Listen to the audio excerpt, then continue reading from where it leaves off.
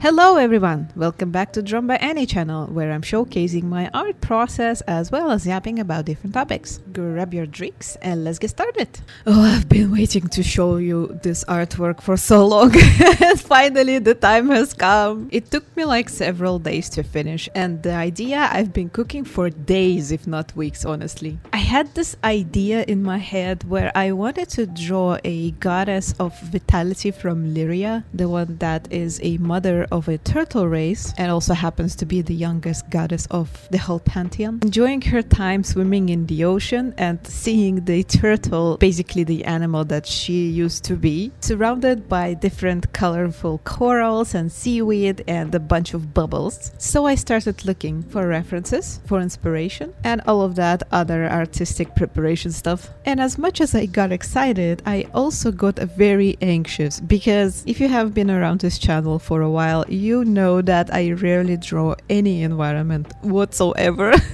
So this is a big challenge for me as an artist. So I wanted to give myself a little slack, just not to overwhelm my brain with too much pressure, you know, because being diagnosed with ADHD and autism, I know myself, and if the plank is too high, I will just never do it. So I prepared a sketch. I looked for a relatively easy pose for Aeterna to draw, and then I got a good reference of a turtle swimming, with all the juicy scales visible, of course, because I would love to dive into details when I'm doing the line art. And for seaweed and corals, I literally just had fun doing some weird shapes. I mean, I've seen a couple of pictures of how the underwater flora looks like, you know, just to have an idea in my head of how it could realistically look like. But since this is for Fantasy World of Lyria, I added couple of extra details of a crystallized rocks on the corals, because Lyria's science is mostly about crystals, and most crystals come from nature, either soil, plant or animals. My main idea was to make a little frame of those corals and weeds, and then fill in the blank spaces with bubbles, but that is going to be for much later. If there is one thing I know about the environment and drawing characters in such environment, it's that it's supposed to be unified, and the easiest way to do it is to give it unified color scheme. And for that, I'm going to apply a technique that I have already tested out with my other fan artwork. If you know which artwork, you can leave it down in the comments. Basically, I'm just covering the whole thing with one color, and every other color that is going to be placed on top of that will have this little tint that will affect the whole color palette that I'm about to use here,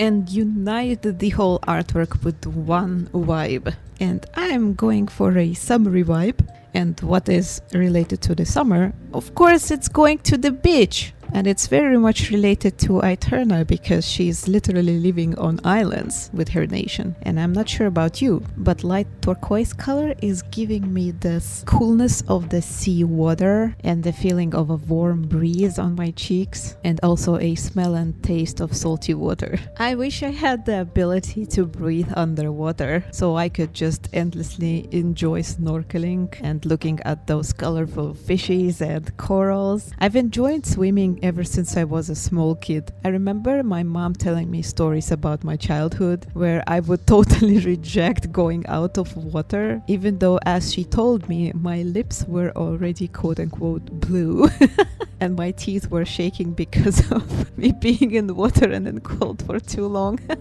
And she ended up picking me up from water and wrapping me around with the towel like a burrito, just for me to be barely able to wait for 5 minutes before going back.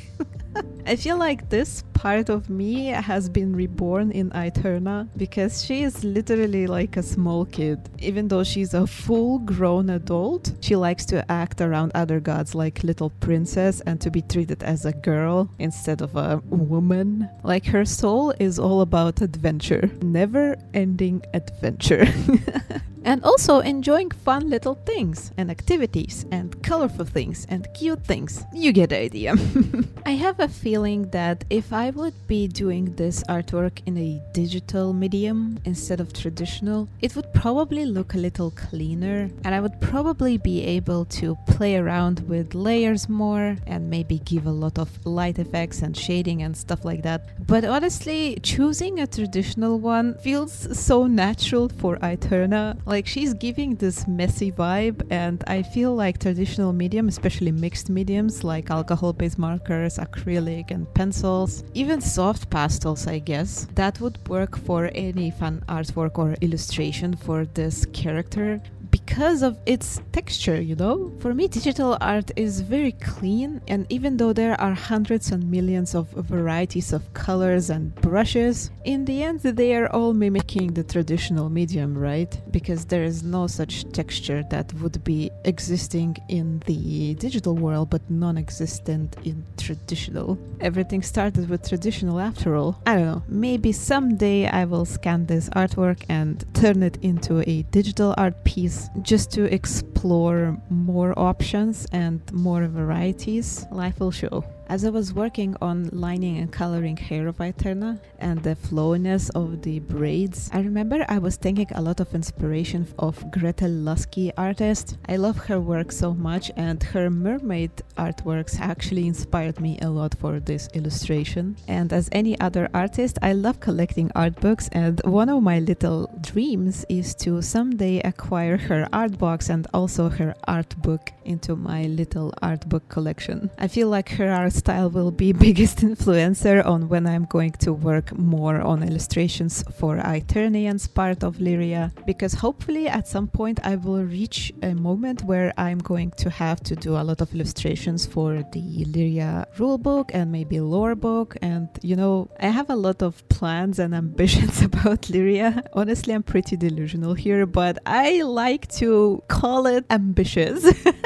And I hope that this illustration will be a solid start for a whole artwork series about Lyria and Lyria gods and Lyria characters, and maybe even flora, fauna, and locations. I know there's a lot for me to learn still, but I promise to give it my best and also become better with every next illustration. And I'm hoping to see you by my side on this art journey. I sincerely want to thank everyone who joined me so far and who has supported me and my delusional artworks and this channel by sharing videos, leaving kind comments, and also participating in discussions and leaving their amazing tips, and also leaving their requests in the comments. A lot of times when I was stuck in my artistic pursuit, actually those requests helped me to get out of the art block very quickly. So I really appreciate it.